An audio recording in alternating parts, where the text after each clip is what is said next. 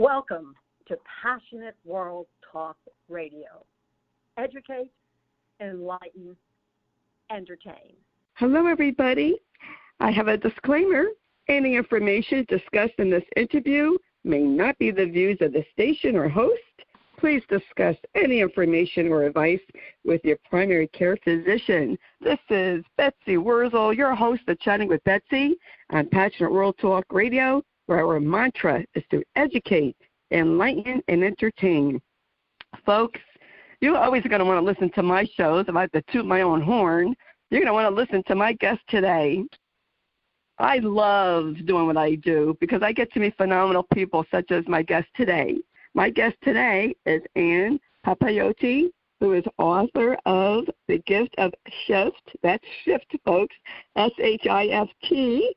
Discover the key within to unlock your best life. Also, the book was also written with Tracey MacDonald. Ann is an international life, leadership, and relationship coach, a member of the Association of Integrative Psychology, and is international coach, Federation accredited professional certified coach. Her book got 5-star reviews on Amazon, and who doesn't need to know about the gift of shift in these times? I know I do. And I want to welcome my guest, Ann Papayotti. Welcome, Ann. Thank you, Betsy. I really am delighted to be with you today. I have so been looking forward to our time to chat together. I have too, and you have been through so much, Ann, so many tragic events in your life, and yet you wrote a book, and you made it to the other side, and you're helping people. And I just have to say right off, I really love and admire people like you who went through something and decide to help other people after they've gone through it. And I just want to commend you for that. I think that's really awesome to put yourself out there and help others while dealing with your own pain. And I always ask my authors, what motivated you to write your book? Thank you for asking that, Betsy. Ultimately, I knew since I was 17 I was going to write a book. I just always thought it was going to be a novel. But life kind of took me down a different path, and I found myself called to do something different. And it's like I've always been asked to write. So even at university, I was first majoring in business and finance, and an English teacher pulled me aside and he said, "You're a writer. Have you looked at the School of Journalism?" And ultimately I ended up switching my major, and I found in doing that also the power of the question and helping people reveal their stories. And I loved feature writing for that purpose. But again, I didn't follow that career path. I ended up working for an airline and thinking I'd see the world first before I got a real job, and then ended up recognizing I could stay with this airline career and do so much. And I started as flight attendant and moved my way up doing different things and moving in training and facilitation and writing training. So writing was always a part of my life, and it was a calling, still having that pull that one day I'd write a book. But as my life took these turns and detours and had these roadblocks and these emotional traumas, as you mentioned at the beginning of the show, I found myself being called to not just learn the lessons for myself, but to help others through them. So what happened, Betsy, is I first went as a participant to a support group when I went through divorce, and through that I was asked to start leading that support group. And as I did that, people asked for one-on-one time, and I didn't feel prepared for that or qualified for that, which ultimately led me to becoming a coach so that I could serve people in the way they were asking me to serve. And then they were saying, "Could you put that in writing?" I need to go back and reread what I've learned in this group. And I kind of kept saying, yeah, maybe one day. And ultimately, after I did become a coach, when life opened up in that way, because I pushed that aside for a long time as well. I didn't know what that was. I realized later that I was actually doing that before I truly became certified to do it. I had to find a way to take this meeting people for coffee and for lunch and having them at my house, and my cat ended up in their lap, and next thing I know they're staying for dinner. But I realized I was being called to help people in this way. So once I did go through coach training, I met Tracey MacDonald, the co-author of The Gift of Shift, and we were just drawn to one another like magnets, and we recognized that we were so fascinated by the power of perspective and the ability to change how we experience life despite the circumstances. And we began co-creating workshops together and this content that we would deliver live. But then I moved. We were both living in Canada. We met in Miami because, hey, we had to escape the weather. We both ended up in Canada. But we were in Canada. I was in Quebec, she in New Brunswick, and we'd travel back and forth each other's provinces and deliver this content live. And when I moved to Texas in 2019, I kept kind of pushing her, we should write a book. And I said it before that, but now I'm like, now we really should write a book because it's not going to be so easy to do this live. So we already had a workshop titled The Gift of Shift, and it just seemed to be the natural place to go. We loved the title. It says so much in so few words. And Tracey kept saying no, but one day she had a little moment, a little download from the universe, she likes to call it, and she said yes. And we began writing this book. And truly, the point of this book was not because I'd always been called to write a book, but it truly was about how can we serve people with our message in a greater way than we can one at a time or in these groups together in a way now. And we had no idea that 2 months after we began writing the book that a pandemic would hit the world and that this book would become such a great way to serve people in the way that they needed it. That is awesome. You know what amazes me, Anne, and even with my own life and your life, we take the tragic events and we've turned our, I know I did, I turned my anger into a passion. And you could turn your pain into a passion to help people. And this, I feel that this is what you're doing. You're helping people to know what the gift of shift is. I got to be careful how I pronounce that so people don't think I'm saying something else. Absolutely. And especially with my New Jersey accent, that's SHIFT, people. Yes. Like how do you do that? And how does someone take what they are given in life and shift it to serve them and to serve others? Yeah. So a couple of things. And first of all, I'm glad that you clarify that word and put the S in there, though some people tell me there's a gift in the other as well as we age, and I would not debate that as well. But yes, how do we take that and shift it? And the first thing I would say is that you first have to honor and acknowledge that pain. You have to honor and acknowledge that anger, whatever that negative emotion is in that experience, we have to be with it. We have to honor it. We have to grieve whatever it is. And I think that that's what a lot of people miss, or they try to skip that step. They think they have to go ahead and automatically shift. I'm not supposed to be angry. I'm not supposed to grieve. Someone else has it worse than I do, or, everybody's looking at me to hold it together, whatever it is. We have to pause. And in the chapter titled The Gift of Buoyancy, I tell the story of how my dad taught me how to swim in a lake back in my hometown in Alabama. But before he would teach me how to swim, he insisted I learn how to float. And I had no idea how important that lesson would become to not only my life, but my life's work. We have to learn how to float, Betsy.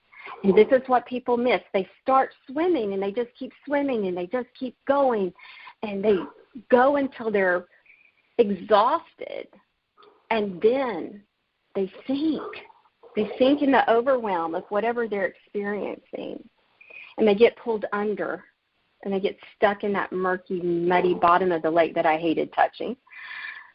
But here's the thing. When we float, when we'll stop and float and experience what we're experiencing, we can reconnect to our breath. Now, when you're floating, you're on your back, your ears are underwater, you can literally hear your breath and your heartbeat.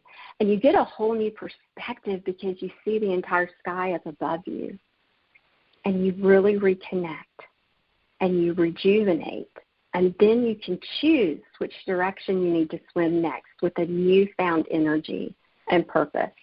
And I think this is when we can choose how to shift. And we can say, okay, how can I either accept what's going on and now swim with peace with what I need to do next, or how can I convert what's going on into a gift or an opportunity? And sometimes, and I work with people that are dealing with death as well, often divorce, relationship conflicts, whatever it may be, diagnoses. So how can I possibly convert this into a gift or opportunity? And something like what you did, Betsy, it became advocacy, right? You now help others. You educate. You turned your anger into your passion for awareness and advocacy. So the shift happens when we can see options, and we can't see options when we're underwater, when we're in the darkness and the murkiness of it. So we have to first acknowledge where we're at, understand why we're there. And this is what I tell people. Look, emotions are messengers. They're like visitors. So what do you do with a visitor? You welcome a visitor. You acknowledge the visitor. You may ask, why are you here? So ask it questions. Why am I so angry about this? And then get your answers. Because you're taking away what was supposed to have been. I was supposed to have had, till the end of my life with this person in this other state of mind where we could do this and do that together. So that's why I'm angry, because I'm losing something that I was supposed to have had. Okay. So anger, I get it. I get why you're here with me. So, I want your audience, Betsy, to understand. Visit with that emotion. Acknowledge. Ask it questions. It's like have a beer or a coffee, a glass of wine with that emotion. Visit with it, but then usher it away. Say thank you, goodbye, because you're not Hotel California. It was never meant to check in and never leave. And if anybody's old enough to get that reference from the Eagles, that's it. You're not supposed to check in and never leave. So be with your anger. Be with your sadness. Be with your pain. It's there for a reason. Understand why. Then you know what to grieve. Then you can grieve it in your own time. And all I want people to understand about grief is that, yes, time is a healer, but you have to cooperate with time. So you can't keep ruminating, getting stuck. And that's where we get stuck. So cooperate with time to allow your healing. And then you can shift forward. So how can I find acceptance and be at peace, or convert this into a gift or opportunity for more? That's when we can become passionate. And I know for me, Betsy, I had to convert because it's all energy. I had to convert it and had to do something that allowed me to honor the loved one when there was someone else involved, or help other people through the lessons I learned from the experience, because that's what kept the negativity from harboring itself and anchoring me and tethering me down into the bottom of the lake. And I disliked the bottom of the lake more than I feared the struggle of learning how to swim further and longer and and getting to something new and different. You are phenomenal. And I'm here in New Jersey. It's hot, but I got goosebumps because of what you just said that I could so, connect with, because it's so true.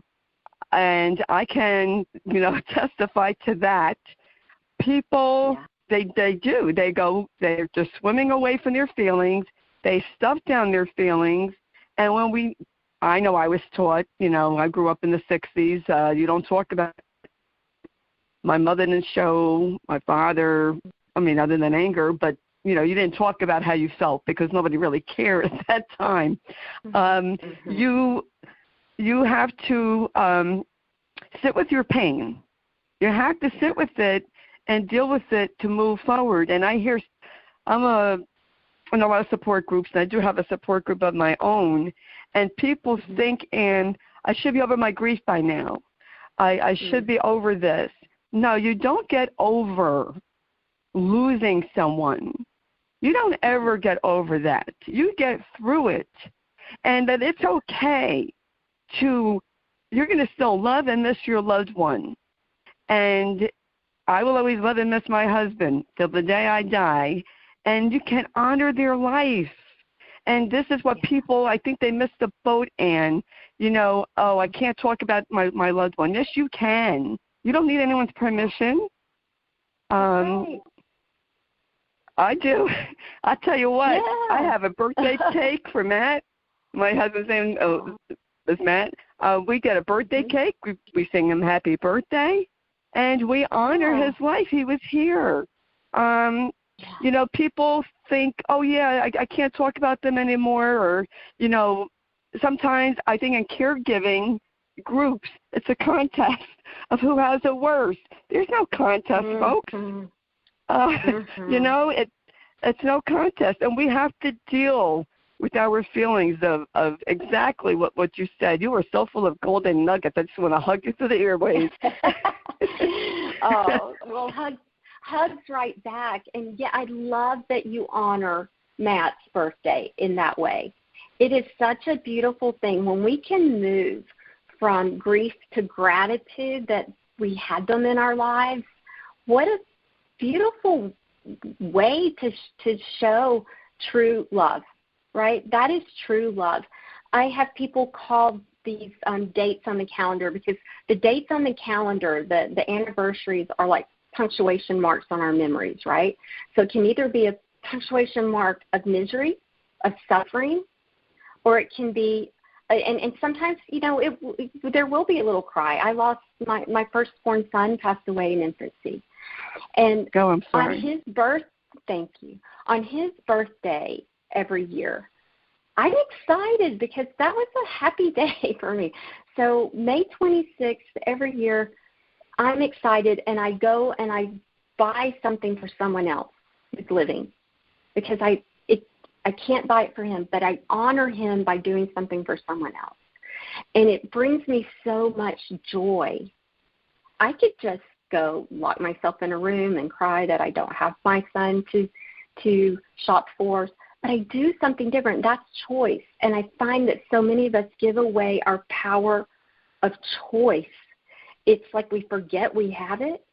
We forget we have the power of choice in what we eat, what we put in our mouth, what we believe, and what we do. But I choose that every year because it honors him. It makes me feel amazing. And I have my little private conversation. Look what we did today for your birthday. This is what I did. And it's just amazing. I have some people call these angelversaries. And that's a belief to adopt if you choose to. And, hey, I don't know about your listeners, Betsy, but for me, I choose to believe what empowers me, what gives me light, not what keeps me in darkness. And this is when you shift. And that's the gift in the shift, is you feel empowered in how you think and feel, and therefore your choices reflect that power and that light.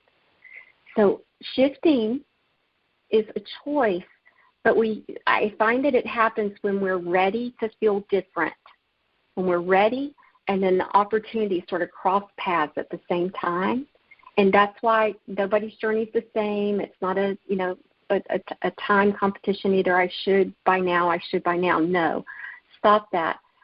But what you can be doing is being open and preparing yourself and choosing that what you want. You got to know what you want, which is to feel different, so that as you're preparing to be ready, when that opportunity comes, it's just a decision and it's in a moment, and it'll happen, and you'll just find that you feel freedom and relief and joy and all of this passion all of a sudden for honoring them rather than grieving them. And it truly comes from that switch in a moment from grief to gratitude that you had them in the first place.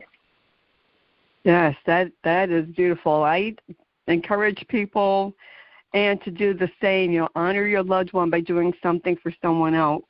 And that, it's even okay to have mixed feelings. I feel happy and sad at the same time. And, I used to feel, I feel sad. I don't want to feel sad. And the more I said I don't want to feel sad, the more sad I felt, until I just honored my sadness, welcomed it, and acknowledged it.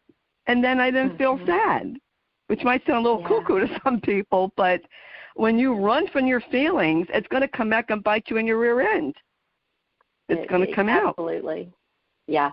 It's like the way I think of it, Betsy, it's like trying to hold a beach ball underwater. If you try to push your emotion, hold it in and keep the mask on and the keep swimming thing, just keep going because you think you're supposed to. You have to hold it together for other people. That's having really high demanding expectations of yourself. It's like if you hold a beach ball underwater, obviously I use water a lot. It seems not a metaphor. If you hold a beach ball underwater for a long time, your arms get exhausted, right?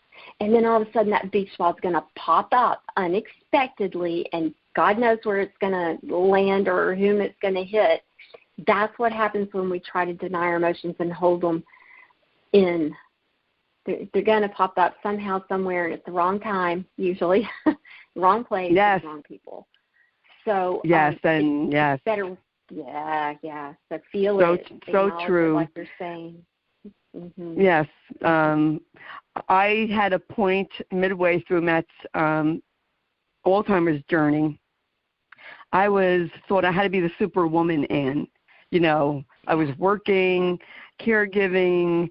And I thought I had to be the super person, and I had no right to complain. And I was on the verge of a nervous breakdown. I was working in a preschool and snapping at these kids, snapping at my husband, snapping at my son, because I didn't know how to at that time process my emotions. I didn't know. Mm-hmm. I wish I knew you back then. And I wish I knew about, well, it wasn't back 6 or 7 years ago, but I wish there were books. I wish there was people like you talking about this. I went for counseling. I highly suggest people go for counseling, and it helped me. It helped me sift through, my feelings, and it made a big difference because the people at work say, "Betsy, you seem so much better." Yeah, because you know what? When you had that expectation of yourself, and then when people tell you, and I do not like when people say this, Ann, I don't like when people say to others, be strong, be strong. Why? Why do we have to be strong 24/7? We're human beings. We're not robots.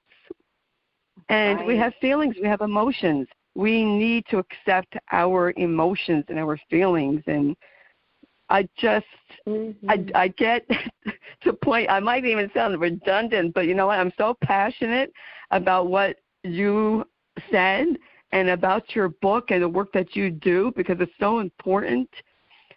We all have the ability to have the gift of shift, S-H-I-F-T, to shift our emotions, our feelings, and be in a better place. It is a choice. Absolutely. It is. And when you were talking about the support group earlier, one thing that I found in dealing with support groups myself through the years, and I still lead some they're on Zoom now, and then I take them into private Facebook support after I lead a live group, because the ones I do mostly are for separation, divorce, and so to prevent the other spouse from being part of it, all of that ends up being private. But one thing that I find, and like you were saying, some people get so comfortable with their identity of loss that it's like a scratchy wool blanket, but it's their blanket and don't take it away. And so they get stuck in this sort of identity of victimhood or even conflict thinking or being angry at the loss, that processing and shifting from that into something that would truly improve their lives is almost foreign. And it takes sometimes a lot different journey. So everybody's on a different journey to get there. But when that finally clicks, that it really is a mindset shift and a decision, which is that choice to feel different, that that typically goes back, I find, for people to feel they deserve it and they're worthy of it. And people have to find that. And that's the work sometimes people need to do in counseling and or coaching, is to come back and understand that they are valuable alone as they are, and they are worthy of this life beyond this experience. And this that you're talking about, this superwoman and these expectations, that's a belief system. And that's a belief system that can be changed. But I had somebody tell me belief systems are just BS. Yes. And it's all programmed in us from, since childhood, from different things and different people, cultures, religions, parents, all these, our education. So we have to go back and it's like filter through and really come back. And that's, again, where counseling and coaching can help us with our belief systems so that we can learn the greatest lesson of all that I find, that's the basic lesson in almost everything, is the lesson of letting go. And what do we need to let go of to make room for what we really need to hold on to? And the way the book is laid out, Tracey and I wrote, it's a collection of short stories, 6 from Tracey, 6 from me, of these life experiences.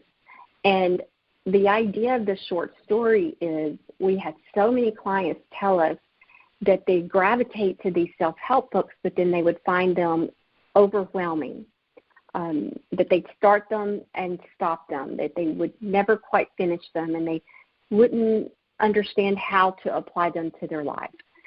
So I think there's this whole movement and, of the power of personal story. I mean, look at Me Too, Me Too movement.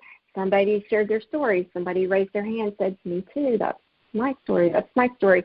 And I find that even in support groups, and this may be true in your support group, when somebody shares their truth, somebody else may hear their truth or recognize their truth in that story. And maybe they had not acknowledged that for themselves until they heard someone else share.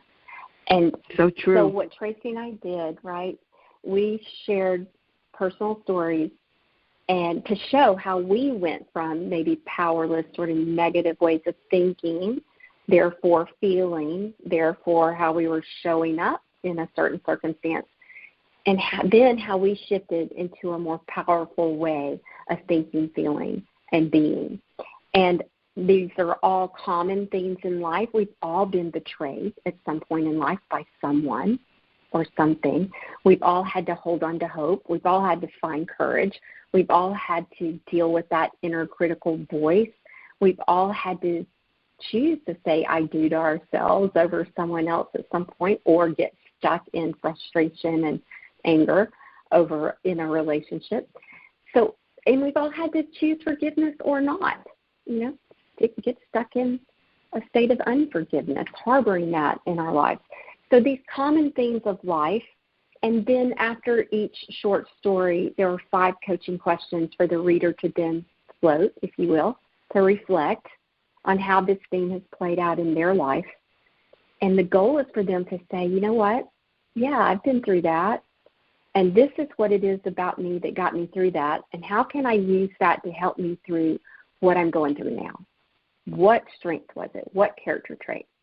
Or as they reflect through these questions, they'll recognize, you know what, I am still stuck in this story, and it's not serving me, it's holding me back. And then they can use those questions to help start releasing, untangling from that story, and then there's a space to rewrite their story in a more powerful way if they choose to. Oh, I love that. And yes, people need to know, men and women, I want men to know this is for you too. You know, men can also learn how to shift.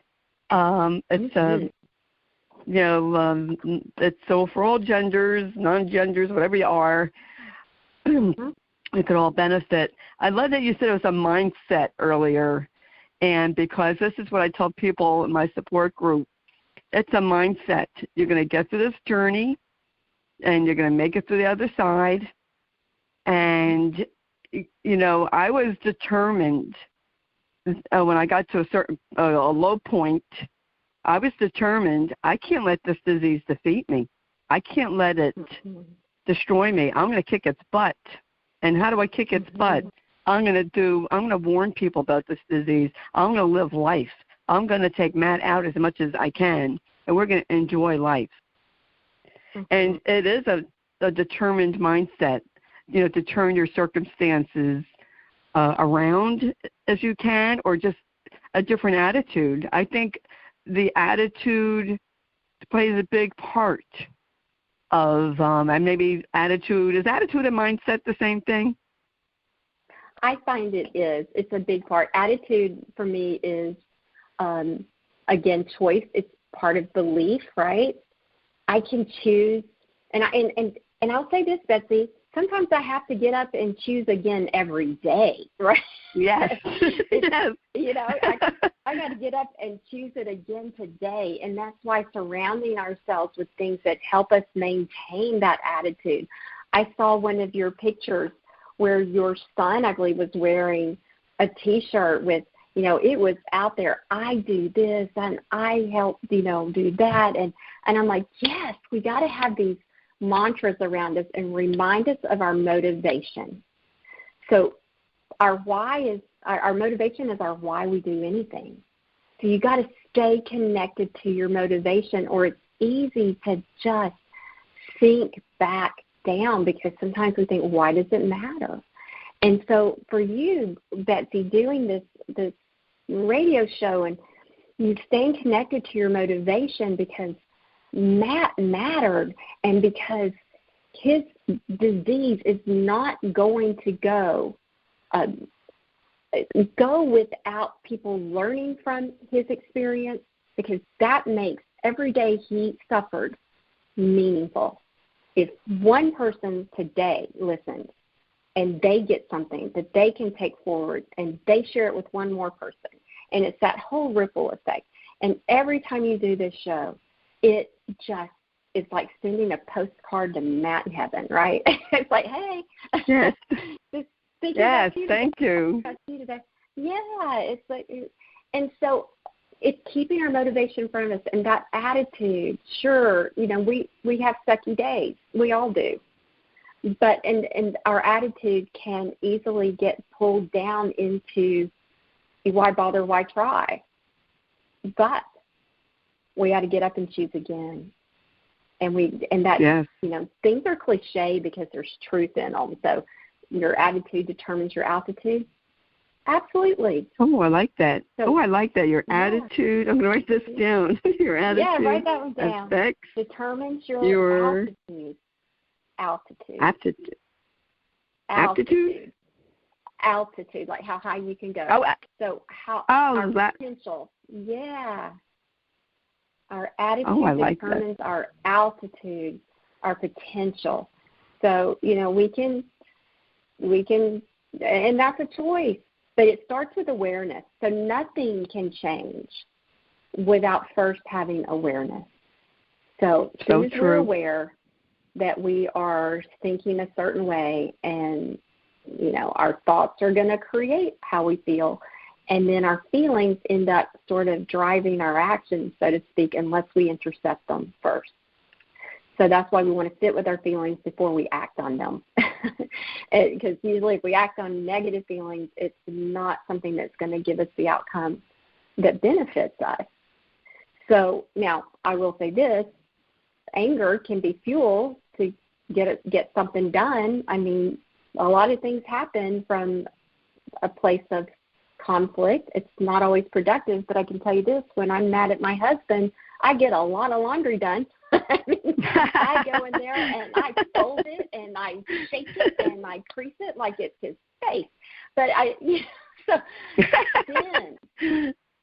then once I've gotten that energy out in that productive way, and it's exhausting because you're, but as soon as I've gotten that energy out in that way, then I'm ready to go back and sit down with him and have a discussion from a place of responsibility for me and maybe compassion towards him or towards our relationship, and then I can get a result that I really want. But in that moment, if I'd acted out towards him, his face might have gotten folded. So, it's you know what I'm saying. So anger yes. can fuel something, but most of the time we don't get what we want when we act there. So we want to intercept the action and be with the emotion before we go there. Now, if we're in the victim kind of mental state, usually nothing's happening. It's kind of apathy and lethargy. So we might get something done, but it's with no joy, no happiness, no productivity. Let's say somebody's in a business meeting. They're going to sit there and maybe they have an idea to make something better, but they're not going to raise their hand and make a suggestion. Okay? They feel perhaps invisible or unworthy, or they fear they might be ridiculed, or they don't want the attention.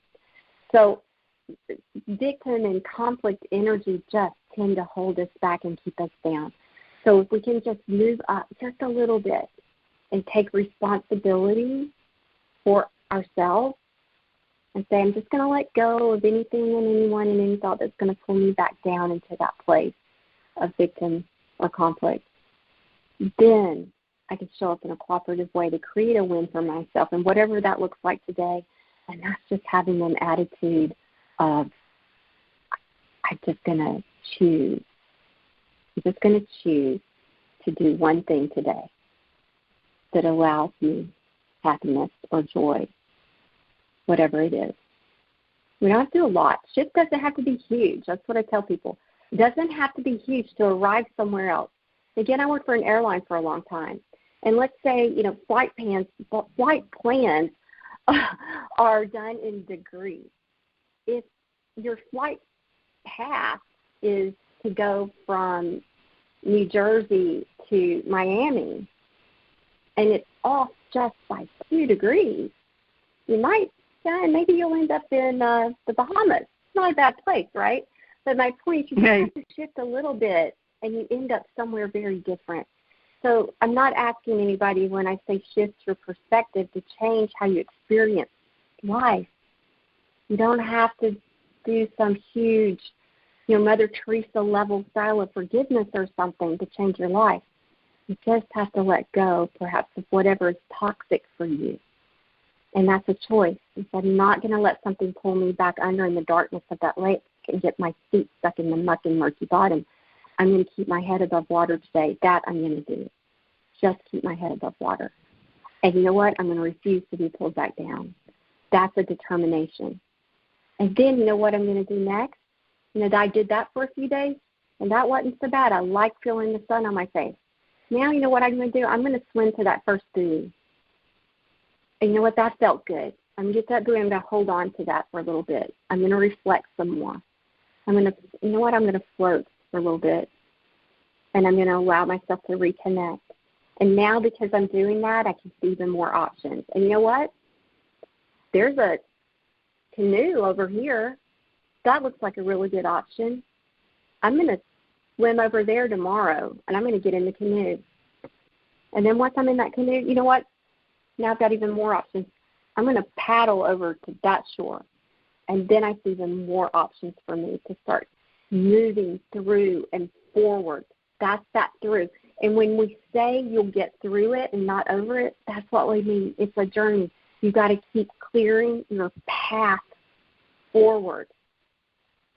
And it's a path, and yeah, there's stumbling blocks, and yeah, a bear may jump out, and there are different things that you're going to encounter along the way. Nobody said it's smooth. But there's a country song, Betsy. I think it's Tim, what's his name? Where's the big black hat? Anyway, he said something about if you're going through hell, keep on going, don't look back. Oh, yes, yes. Yeah, Tim. Yes, I like that song.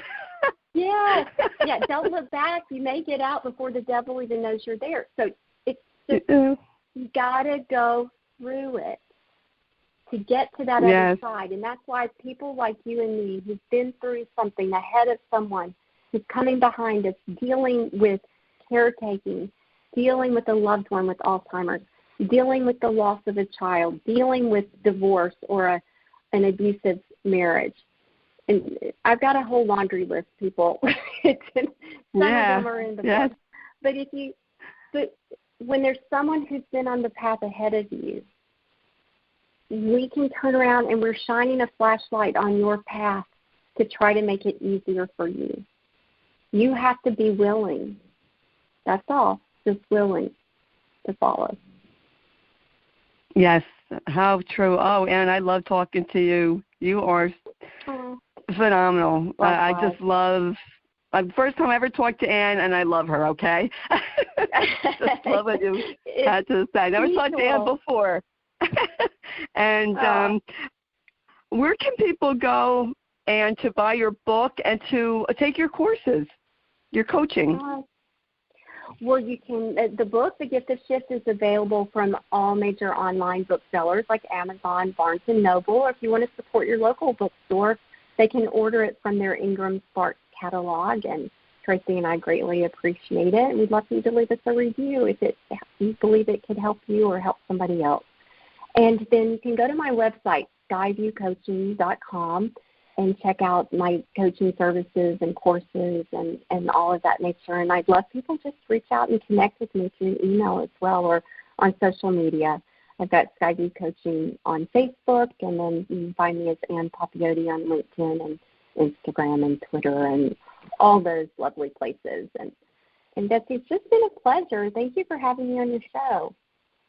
Oh, you're welcome. It is my pleasure to have like-minded people on my show who have a passion. I love people who have a passion to help others and to tell people how to enjoy life and live life with, I say warts and all, and it's, people think, oh, I'm too old to change. No, you're not.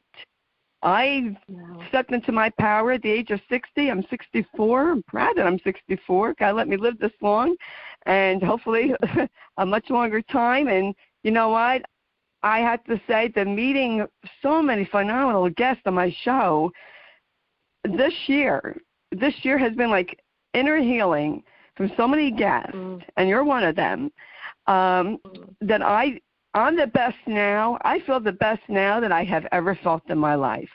So it's not too late to change, folks. It's not too late to improve, your mindset. And it's a daily work in progress, right? It is. We're all like work in progress. I love that. Yes. When we never stop growing. Never stop growing and learning. That's one of my greatest joys in life. And I collect pearls of wisdom from everyone I meet, and now I've collected pearls from you, Betsy, and I appreciate it again so much. And love what you're doing for your audience. It's truly amazing work.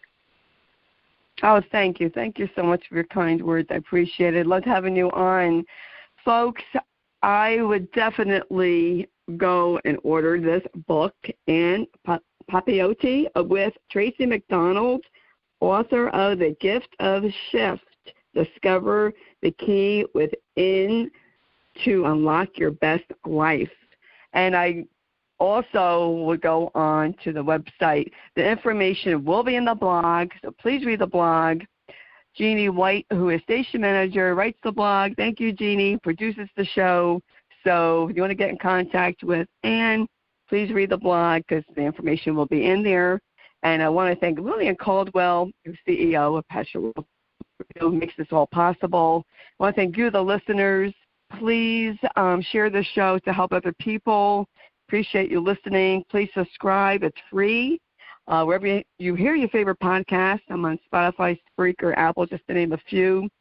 Chatting with Betsy is about helping people. It is my mission and my vision to help as many people as possible.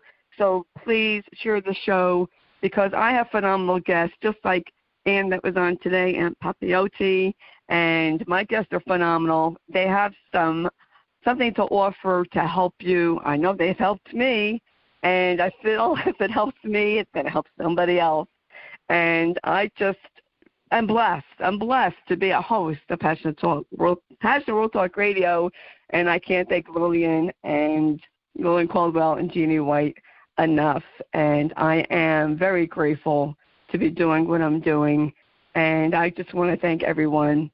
As a matter of fact, this month will mark the 4th year that I met Jeannie. I started out on Jeannie White's show, her caregiver show, and my own anniversary will be 3 years in September of Chatting with Betsy. So I appreciate everyone listening and supporting the show, and I just can't thank Jeannie White enough. I say Jeannie White discovered me, so they're stuck with me, and Lillian Caldwell helped me get out of my comfort zone. So I can't thank them both enough. And folks, in a world where I always say this at the end, in a world where you could be anything, please be kind because the world needs it. Shine your light bright, and until we talk again, chat again, this is Betsy Wurzel, your host of Chatting with Betsy on Passionate World Talk Radio. Bye-bye now. Are you looking for an internet talk radio station for your podcast? Look no further. At the helm of Passionate World Talk Radio are two women that want to provide a spot for you and your podcast to be heard. There are many other places for your podcast, but PWTR has the audience. You will not be disappointed. Our station has been on the internet for the past 16 years. Call us for more information. 484-364-1032 or text Jeannie White, station manager at THECONNECTSHOW@gmail.com for podcast show details. Thank you for listening to Passionate World Talk Radio. You can listen to this program all over again by going over to https://passionateworldtalkradio.com. You can also hear it on Spotify, Spreaker, Amazon Alexa, AMFM247.com every Tuesday evening between 8 and 9 p.m. YouTube, Facebook Live, LinkedIn, and all the other podcast directories one can find on the internet.